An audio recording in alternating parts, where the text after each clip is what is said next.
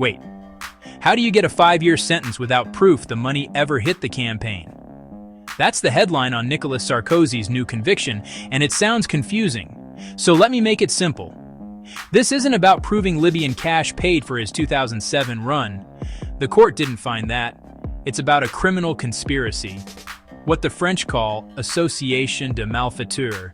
In plain English, if you coordinate to commit a serious crime, the conspiracy itself is a crime, even if the plan doesn't fully land.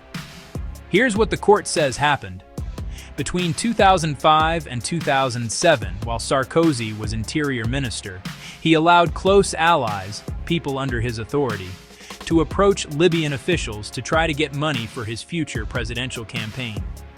That act, greenlighting the approach, enabling the network, and seeking illicit financing from a foreign dictatorship, was enough for the conspiracy charge. Important nuance. He was acquitted of the other big counts. No conviction for illegal campaign financing. No conviction for passive corruption. No conviction for embezzlement of Libyan public funds. The court said the evidence didn't firmly prove the money entered the campaign, but it did find enough to say a conspiracy existed. What evidence got them there?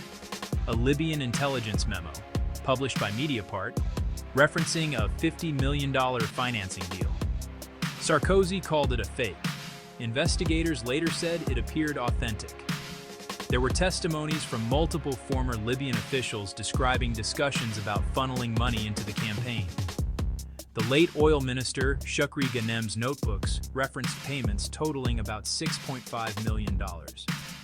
French political heavyweights linked to Sarkozy, Claude Guéant, Brice Hortefeux, were documented traveling to Libya in 2005-2007, meeting intelligence figures, and allegedly working through intermediaries.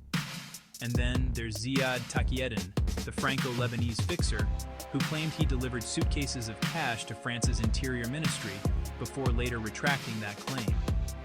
Now, the court didn't buy everything wholesale.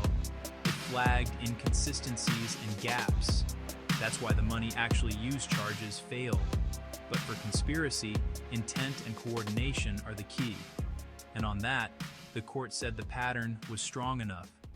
Why such a heavy sentence if parts weren't proven? The judges stressed exceptional gravity.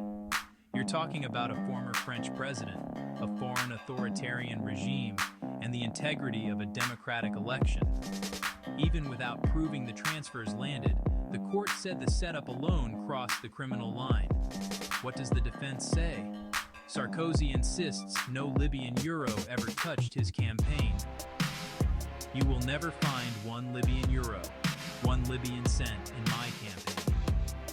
His team argues the memo is a forgery, the testimonies are unreliable, and the chain of proof to him personally isn't there. Those arguments worked on the financing and corruption counts.